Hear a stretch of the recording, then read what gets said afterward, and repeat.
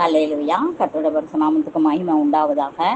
பார்க்கலாம். நாம் நேற்றைய தினத்தில் இல்லை, வெள்ளிக்கிழமை என்று நான் நினைக்கிறேன். சனிக்கிழமையும் நான் ஒன்றும் செய்ய முடியவில்லை.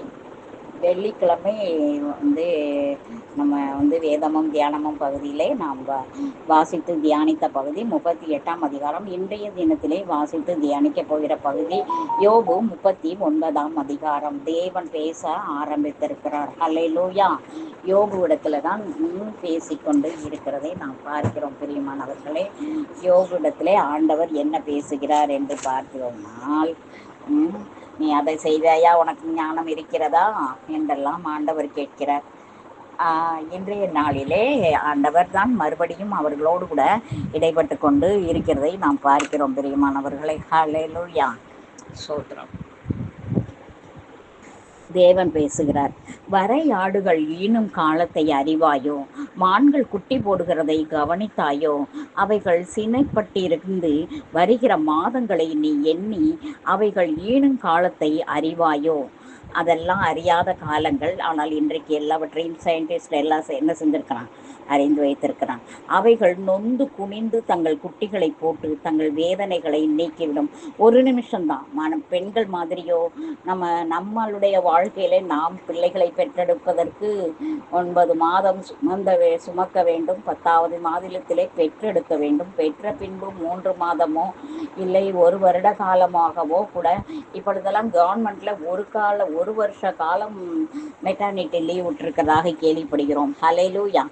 ஆம் பிரியமானவர்களே, இப்பொழுதெல்லாம் ஆனால் நொந்து குனிந்து குட்டிகளை போட்ட பின்பு தங்கள் வேதனைகளை நீக்கிவிடும். ஒரு நிமிஷம் தான்.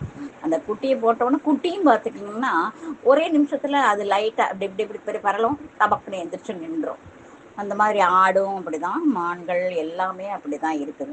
அதோட வேதனையை உடனடியாகவே அது மறந்து விடுகிறது. பிரியமானவர்களே, பெண்கள் தான் நாம் தான் இப்படி 3 மாதம் 6 மாதம் 1 வருடம் என்று சொல்லி வேதனைப்பட்டு கொண்டிருக்கிறோம். சில பெண்கள் பாருங்கள், 17 வருடம் 20 வருடம் கூட கஷ்டப்பட்டு கொண்டிருக்கிற பிள்ளைகளை நாம் பார்க்கிறோம்.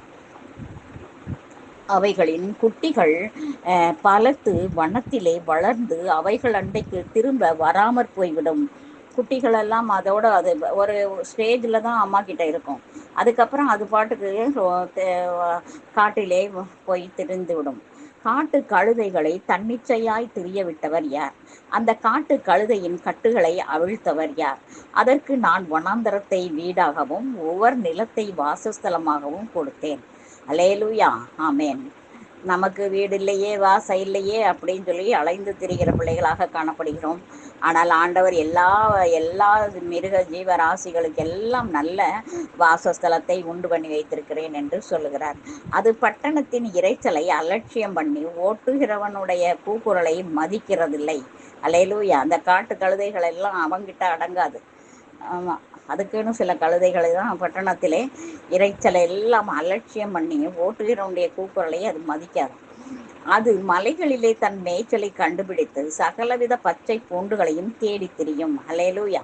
ஆம் பிரியமானவர்களே, அதற்கு யாரும் மேய்ச்சல் சாப்பாடு போடுகிறது கிடையாது, அதை கட்டி வைக்கிறதும் கிடையாது. அது பாட்டுக்கு போய் எங்கேயாவது மேய்ந்து திரிந்து இருக்கும். அதுக்கு பேர் காட்டு கழுதை, காட்டிலே திரிகிற கழுதை. காண்டாமிருகம் உன்னிடத்தில் சேவிக்க சம்மதிக்குமோ? பாருங்க, காண்டாமிருகம் நம்ம மனுஷனிடத்துல இருக்குமா? அது உன் முன்னணைக்கு முன்பு ராத்தங்குமோ? படைச்சால்களை உள நீ காண்டாமிருகத்தை கயிறு போட்டு கட்ட முடியுமா? கயிறு போட்டு ஏரியிலே பூட்டுவாயா? அது உனக்கு இசைந்து பரம்படிக்குமோ? பாருங்க, அதை போய் நம்ம என்ன செய்ய முடியாது, ஏறு போட்டு உழ முடியாது. அது அதிக பலமுள்ளது என்றும் நீ நம்பி அதனிடத்தில் வேலை வாங்க முடியுமா? உன் தானியத்தை அது உன் வீட்டில் கொண்டு வந்து உன் களஞ்சியத்தில் சேர்க்கும் என்று நீ அதை நம்புவாயா? தீக்குருவிகள் தங்கள் செட்டைகளை அசைவாட்டி ஓடுகிற ஓட்டம் நாரை தன் செட்டைகளினாலும் இறகுகளாலும் பறக்கிறதற்கு சமானம் அல்லவோ? அது தன் முட்டைகளை தரையிலே இட்டு அவைகளை மணலிலே அனலுரைக்க வைத்துவிட்டு போய் காலால் மிதிப்பட்டு உடைந்து போகும். என்பதையும், காட்டு மிருகங்கள் அவைகளை மிதித்துவிடும் என்பதையும் நினைக்கிறதில்லை. அதை மூடி வச்சு மண்ணில் மூடி வச்சிரும். அதுலேருந்து அது குட்டி வந்தால் சரி, இல்லாட்டினாலும் காட்டு மிருகங்களோ இல்லாட்டி யாராவது காலில் மிதிப்பட்டோ அது உடஞ்சாலும் அதை பற்றி அது யோசிக்கிறதே கிடையாது. அது தன் குஞ்சுகளை தன்னுடைய அல்லாதது போல அவைகளை காக்காத கடின மனமுள்ளதாயிருக்கும். அவைகளுக்காக அதற்கு கவலை இல்லாதபடியினால் அது பட்ட வருத்தம் விருதாவாகும். ஹல்லேலூயா. அதுக்கு இந்த பிள்ளைய படிக்க வைக்கணுமே, பாட வைக்கணுமே, சாப்பாடு கொடுக்கணுமே, எந்த ஒரு கவலையும் கிடையாது பிரியமானவர்களே. காட்டு தீக்கோழிக்கோ சரி, வேற எதுக்குமோ அந்த மாதிரியான ஜீவராசிகளுக்கெல்லாம் அந்த ப்ராப்ளமே கிடையாது. தேவன் அதற்கு பந்தியை கொடாமல் ஞானத்தை விலக்கி வைத்தார். அல்லேலூயா. புத்தியை கொடாமல், அதுக்கு ஒரு புத்தியும் கொடுக்கல, ஞானமும் கொடுக்கல. அது செட்டை விரித்து எழும்பும் போது குதிரையையும் அதன் மேல் ஏறி இருக்கிறவனையும் அலட்சியம் பண்ணும். குதிரைக்கு நீ வீரியத்தை கொடுத்தாயோ, அதன் தொண்டையில் குமுறலை வைத்தாயோ. அல்லேலூயா. நாம எதுவுமே செய்ய முடியாது பெரியமானவர்களே. ஒரு வெட்டு கிளியை மிரட்டுவது போல அதை மிரட்டுவாயோ? அதனுடைய போன்னு நம்ம விரட்டி விடுவோம். ஆனால் அந்த மாதிரி குதிரையை விரட்டி விட முடியுமா? ஒரே ஏறி மிதிச்சிச்சுன்னா அவ்வளவுதான், அந்த இடத்துல செத்துடும். அது தரையில் தாளடித்து தன் பலத்தின் கழித்து ஆயுதங்களை தரித்தவருக்கு எதிராக புறப்படும். அமேன். குதிரைகளெல்லாம் எப்படி அது பலத்து கழித்து ஆயுதம் தரித்தவனே எதிராக புறப்பட்டு போய் கொண்டிருக்கிறது.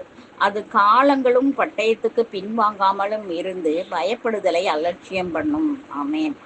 போர் குதிரைகளை பார்க்கும் பொழுது நமக்கு அவ்வளவு அதுக்கு பயமே கிடையாது. அம்பாரா தூணியும் மின்னுகிற ஈட்டியும் கேடகமும் அதன் மேல் கலகலக்கும் போது கர்வமும் மூர்க்கமும் கொண்டு தரையிலே விழுங்கி விடுகிறது போல அனுமானித்து எக்காலத்தின் துணிக்கும் அஞ்சாமல் பாயும். ஹல்லேலூயா. எக்கால துணிக்கும் போது அது நெகி என்று கனைக்கும். யுத்தத்தையும் படைசலைவரின் ஆர்ப்பரிப்பையும் சேனைகளின் ஆரவாரத்தையும் தூரத்திலிருந்து மோப்பம் பிடிக்கும். உன் புத்தியினாலே ராஜாளி பறந்து தெற்கு எதிராக தன் செட்டைகளை விரிக்கிறதோ? உன் கற்பனைகளினாலே கழுகு உயர பறந்து உயரத்திலே தன் கூட்டை கட்டுமோ? அது கண்மலையின் சிகரத்திலும் அரணான ஸ்தலத்திலும் தங்கி வாசம் பண்ணும்.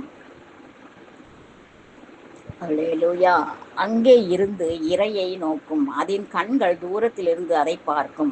அதன் குஞ்சுகள் இரத்தத்தை உறிஞ்சும். பிணம் எங்கேயோ அங்கு கழுகு சேரும் என்றார். அல்லேலூயா. கற்பனையிலே கழுகை போல, கழுகு புத்தியினாலே புத்தி கொடுக்கல, ஞானம் கொடுக்கலன்னு ஆண்டவர் சொன்னார். ஆனால் ராஜாளி புத்தியினாலே பறக்கும். தெற்குக்கு எதிராக தன் செட்டையை விரிக்கிறது. எந்த பக்கம் காற்று வருமோ அந்த பக்கம் தெற்கு விதமாக அது கற்பனையினாலே கழுகு உயர பறந்து உயரத்திலே தன் கூட்டை கட்டுமோ? அது கண்மலையின் சிகரத்திலும் அரணான ஸ்தலத்திலும் தங்கி வாசம் பண்ணும். அங்கே இருந்து இரையை நோக்கும். அதன் கண்கள் தூரத்திலிருந்து பார்க்கும். பெரியமானவர்களே. ஹல்லேலூயா. கழுகு எங்கே, பிணம் எங்கேயோ அங்கே கழுகு சேரும் என்று எழுதப்பட்டிருக்கிறது. ஆண்டவர் கூட மத்தேயு அதிகாரத்தில் சொல்லி இருக்கிறார் அல்லவா? பெரியமானவர்களே, இரத்தத்தை உறிஞ்சுகிற ராஜாளி பறவைகளும் கழுகுகளும் இருக்கிறது. எல்லாவற்றையும் நானே உண்டு பண்ணினேன், உன்னாலே என்ன செய்ய முடியும் என்று சொல்லி ஆண்டவர் யோபு இடத்திலே கேட்கிறார். பிரியமானவர்களை, யோபு அதற்கு எந்த மாறுத்தரமும் சொல்லாதபடிக்கு அமைதியா எல்லா நண்பர்களுக்கும் தான் அவர் சொல்லுகிறார். யோபுக்கு மாத்திரம் அல்ல, 4 பேரும் இருக்கிறார்கள், அவர்களுக்கும் ஆண்டவர் பேசுகிறார். ஹல்லேலூயா. ஆண்டவர் நம்மளோடு கூட பேசுகிற தேவன், நம்முடைய புத்தியினத்தையும் மதியினத்தையும் சுட்டி காட்டுகிற தேவன், நம்மை பலப்படுத்துகிற தேவன், நம்மளுடைய புத்தியினத்திலையும் மதியினத்திலையும் விட்டு விடுகிற தேவன் அல்ல. நமக்கு நல்ல ஞானத்தை போதித்து உபதேசித்து நம்மளை வழி நடத்துகிற தேவன். அவர் போதிக்கிறவர். ஹல்லேலூயா. போதகரே ரபுனி என்று மரியாள் கூப்பிட்டதை போல, மகதலேனா மரியாள் கூப்பிட்டதை போல, நாம் ஒவ்வொரு நாளும் ரபுனி எனக்கு ஞானத்தை தாங்க, நான் நடக்க வேண்டிய வழியை எனக்கு சொல்லுங்க, காட்டுங்க, உங்கள் கண்ணை வைத்து எனக்கு ஆலோசனை சொல்லுங்க என்று ஒவ்வொரு நாளும் நாம் தேவ சமூகத்திலே நிற்க வேண்டும். பிரியமானவர்களே, கர்த்தர் ஞானம் உள்ளவர். கர்த்தரிடத்திலிருந்து நம்மளுக்கு அறிவும் ஞானமும் உள்ள பொக்கிஷம் அவர்தான் பொக்கிஷம். அவரிடத்திலிருந்து எல்லாவற்றையும் நாம் பெற்றுக்கொள்ள முடியும். கர்த்தர் நம்மை ஆசீர்வதிப்பாராக. அல்லேலூயா. ஸ்தோத்திரம்.